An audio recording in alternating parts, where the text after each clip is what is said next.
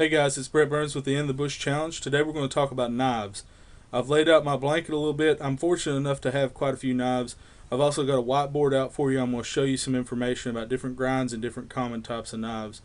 So once again, this is Brett Burns with Prepared Man and In the Bush Challenge. Stick with me.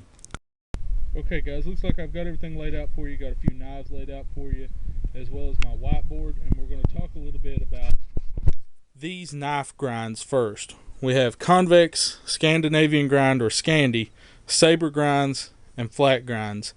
And I brought some examples of these knives out to show you, and I'm going to kind of point them out for you. Like I said, I am fortunate enough to own quite a few knives, and I'll be able to show you a couple of different grinds, everything except my least favorite grind, so to speak. So if you'll bear with me, I'll just lay out some knives here, and we'll start talking about these different grinds: the convex grind, the Scandi grind, the saber grind, the flat grind, and the hollow grind.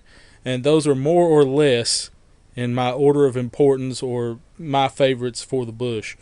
Now, one thing I would like to point out that we have to flash back and look at, that bushcraft knives is a relatively new term when it comes to knives. But hunting knives and knives as weapons have been around for years and years and years and years and years, and generations and generations.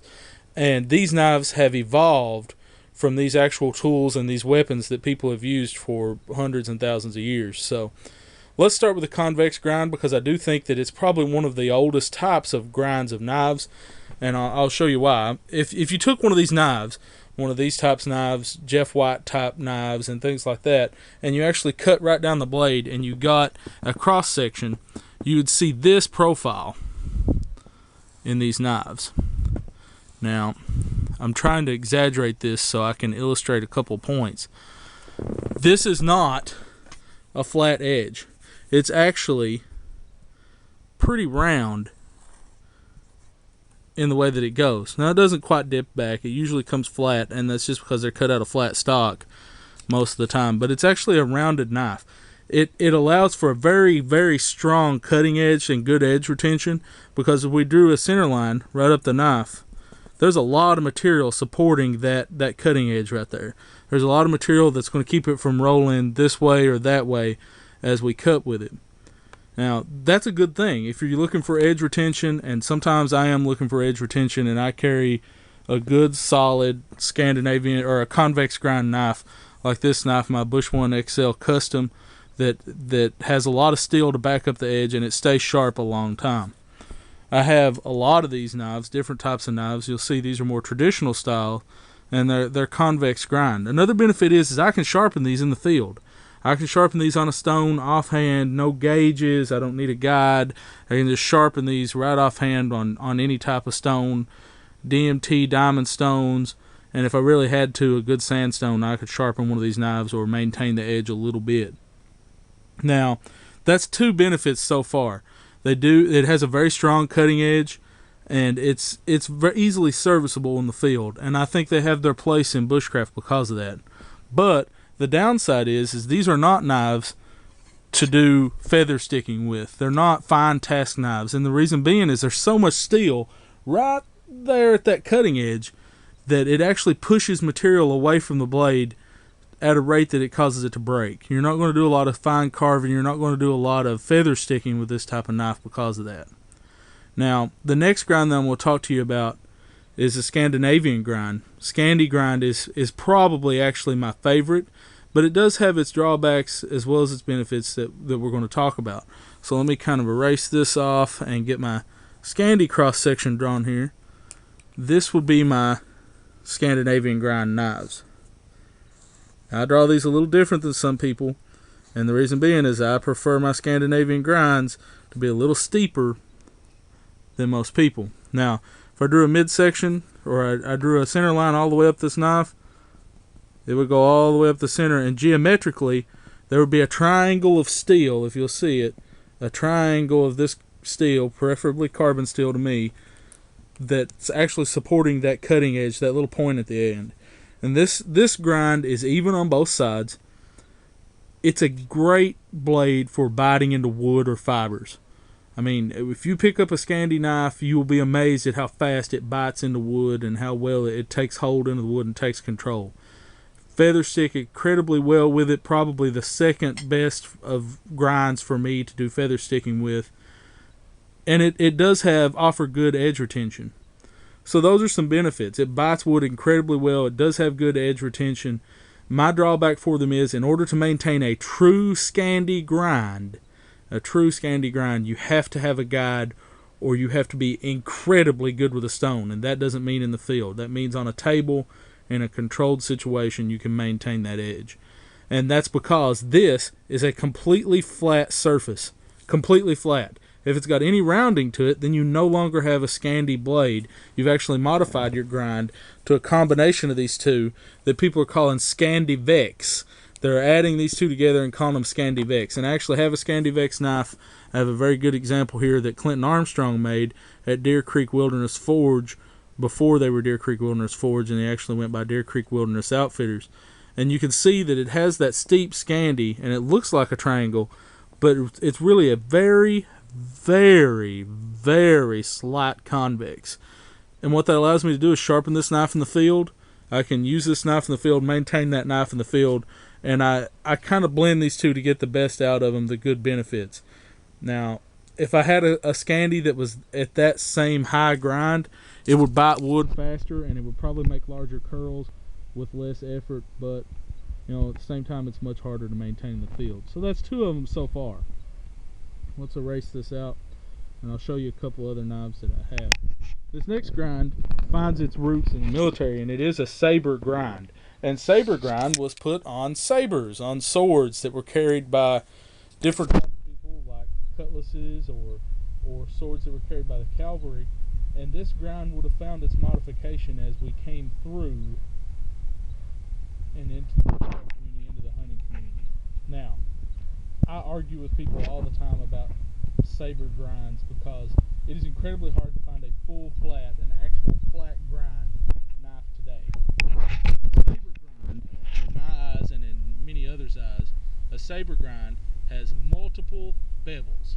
It has a flat surface towards the spine, then it has a primary bevel that narrows the blade, and then a secondary bevel that actually is the cutting blade.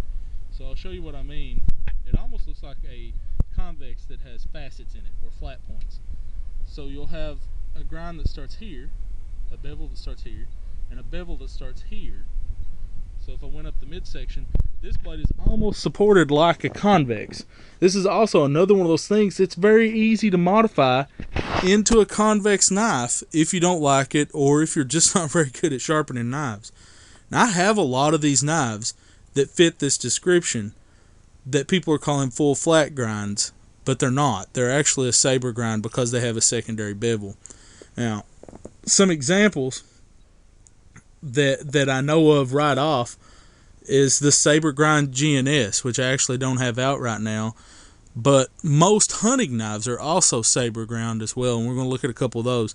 But blind horse knives, battle horse knives, LT Wright, they offer a saber grind, and the reason being is it offers good edge retention, but it still has that straight geometric facet that allows the knife to really bite wood.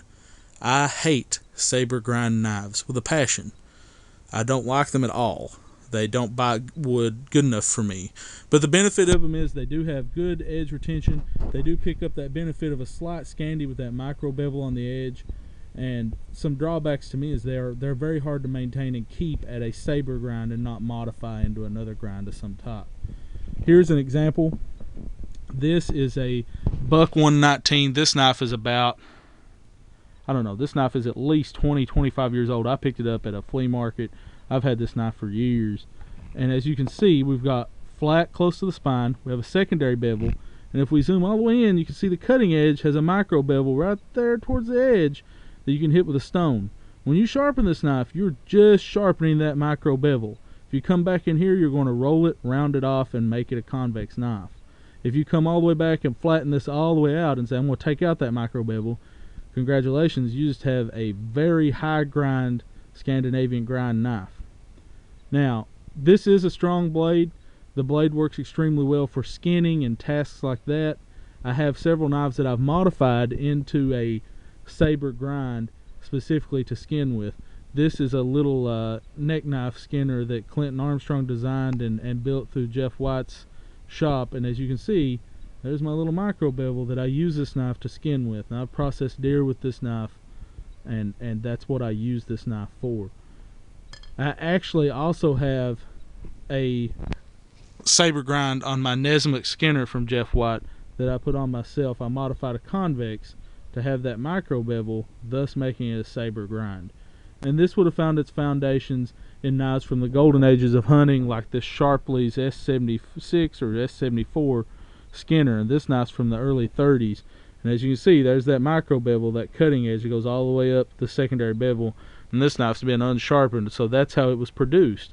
So there are knives out there that are saber grind. Benefits, very strong cutting edge. They pick up the benefits of the Scandi right here on the edge. They do push material away. They're great for batoning. Drawbacks is you're going to have to pay specific attention to how you maintain that knife. Next I want to talk to you about flat grinds. Now flat grinds excite me because I have some really good flat grind knives. I have an odd one, I have a cute one, and then I have one that you've never seen before and may not ever see again. Now flat grind knives are easy. They are a triangle. The cross section on them should look like a triangle. If it doesn't look like a triangle, then you have something else. You may have a high flat grind, which is what a lot of modern companies call a full flat grind, and I'll show you what I'm talking about in a minute. But this knife with a center line that goes all the way up like this is a great knife for tasks like cutting flesh or cutting skin or processing softer materials like birch or cordage, because the knife is literally one giant cutting edge. I have an axe that I use. I have an old Norland Hudson Bay pattern axe that is a flat grind axe. This is the pole and it goes all the way up to the edge, and I love that axe. But flat grind knives have their place for cutting material because they have extreme cutting power, because they're one giant cutting edge. That's their benefits. Drawbacks is there's not a lot of metal up here supporting this. So if you get this knife and you're cutting and you get it in a bind, you can chip that blade. You can break that blade or chip that blade fairly easy. So let's look at some flat grind knives. This is my oddity. This is an Opinel 12 that I have specifically because somebody said, "Did you know they make an Opinel 12?" And I said, "No, I don't." And then I wound up with one. This knife's huge. But anyway, it starts here and it narrows all the way to the blade. And the reason being is this is a bait cutting knife. This knife's made to cut fish and fleshy animals like that you're going to use to cut bait. The knives are great.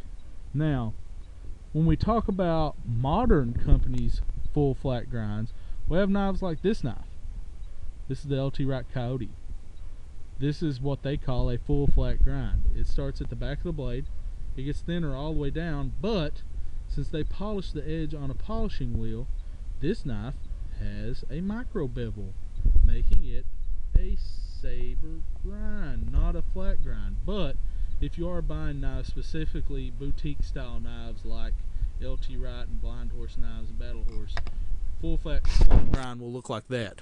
Now here's my rarity that I do want to show you just because I have it and I want to show you. This is the ESEE DC6 Camp Lore Dave Canterbury prototype knife. Now this knife's slated to come out maybe later this year, but this is the only one as of right now and I have it. You can see it starts at the spine, the knife gets thinner, thinner, thinner all the way down to the blade point. Now since this is a modern, they have buffed a saber grind on it, but this would be considered a full flat grind by modern standards. So there you go. Benefits: the knife will cut like crazy. Drawbacks: not a lot of material holding onto that edge there. You can chip it, you can damage it. I suggest them for fine tasks or meat processing. Oh boy, they'll process meat like crazy. And that brings us to our last knife. The only knife that I don't have an example of, and the reason being is I refuse to own one, is the hollow grind. The hollow grind knife it finds its home in one place, and that's kitchens. Now, the reason that I draw it this way is because it's so hard to reproduce one. If this is my center line, my knife blade will will actually come up and then have a concave area leading up to the edge. And it will kind of look like that, almost like an arrowhead. And the reason being is, as I sharpen this knife, I have a thin edge that I'm going to work with a long time before I actually get down here into the meat of the knife. These knives process meat like crazy. They have a very fine edge. They cut into soft materials very well, but they're made for soft materials because if you hit something hard, you're going to break that knife right about there. You're going to notch it off right about there. And I've seen them broken, modified butcher knives and things like that break because they're hollow grind, and the grind is not meant to baton with or notch wood and prize out notches. If you're notching wood, go with convex or Scandi or saber. And in my opinion, if you're in the bush doing bushcraft activities, stick with the top three, the holy trinity of knife grinds: the convex, the Scandi, and the saber grind. Maybe pick up a flat grind knife for camp kitchen tasks like the LT Wright Coyote, a nice small knife. Now, one thing I want to add, if you're fooling around the house and you're thinking, do I have a knife that's saber grind or flat grind? Take a look at your pocket knives. Most of them are going to be some type of modified flat grind or saber grind, especially your Swiss Army knives and things like that. I carry a Swiss Army knife Farmer that I used a lot in the last challenge, and it's a modified full flat grind or a saber grind actually at that point because of how big the bevel is on it. So that's my 5 main knife grinds. We're going to come back with our different styles of bushcraft knives in just a minute. Stick with me. Okay guys, this is Brett Burns with Prepared Man and In the Bush Challenge, and we're going to wrap this up with our 5 different types of bushcraft knives, and we're going to talk about profiles or different patterns now. The first one I want to talk about is a trailing point knife, and that means the point of the knife or the tip of the knife is trailing below the pommel of the blade. And we have knives like this. This is a perfect example. The Nessmuk Skinner. This knife was designed specifically to skin with. It keeps the blade belly in front of your knuckles so you can actually skin with it very well. And I have a couple of these trailing point knives. I use trailing point knives. I like to keep the blade edge in front of my knuckles simply because of some of the damage that I've incurred over the years using knives. I like to keep that blade edge in front of my knuckles so I'm not banging it into wood and things like that. So there's one, our trailing edge. Let's move these on so I can get through this for you. Now, one of the things that you'll see a lot of are trade knives, and there are a lot of trade knife patterns, and arguably, if you talk to Dave Canterbury or some of those guys especially, this will be a European trade knife pattern. Now, it is a trailing point type pattern. It does keep the edge of the blade in front of your fingers, but he calls that a trade knife as well. Trade knives would be cheap knives that you would throw in your box or you could carry around camp and you could trade for things you needed in the long hunter era or before. I would call trade knife patterns more like modified butcher knife patterns, like this French trade from Jeff White or this LT Wright Coyote, which literally look like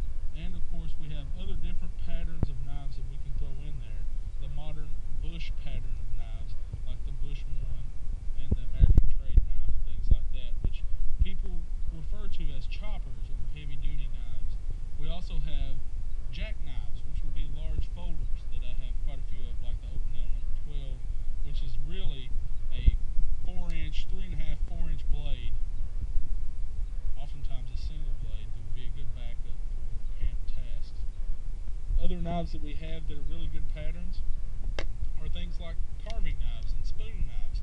We have spoon knives that literally have a blade that goes up and curls to cut or gouge out wood in a circular fashion to fashion bowls and different type of round holes. And I know Talon and I needed one of those bad in the last challenge when we were fashioning eating utensils out in the bush. Bowl gouges and spoon gouges are an actual knife type that people use quite a bit. I'm going to mispronounce this, I'm going to butcher it, but a modern knife that you see a lot is a crooked knife, or a crooked knife, or a mokotajin. And I know I've mispronounced that, and I'm sorry, I can't help it.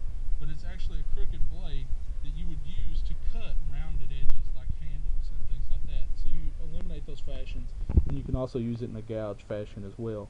So far, we have clip point, we have spear point, we have trade knives, we have clip point, spear point, trade knives, we have all of our different types of carving knives, like spoon carving knives. And we also have trailing point knives, which are skinning knives. And like I said, this knife is task specific. And I think your goal when picking a good bushcraft knife is to find a knife that you think you can do most tasks with reasonably well. And I think that Morse Kohansky says it's a pry bar that's pretty good at cutting wood. And that's what we're looking for. And I've decided to go with the Kephart pattern by Francis Kirk. I carry the Kephart pattern quite a bit. My second favorite is probably these European trade knife patterns, like the American trade knife, the Bush 1XL, and I'll throw that on all the way up to the PLSK1, or these different types of knives like the Scouts and the DC6s that are coming out and things like that. I carry those knives quite a bit. So those are my personal favorite knives. I carry Scandi grind and convex grind almost exclusively, except for fine tasks or kitchen tasks. I may carry a flat grind, a full flat grind, or a saber grind. So guys, that's it. This is Brett Burns with the End the Bush Challenge. I hope you enjoyed my little video. Stick with us, guys. Get in this competition.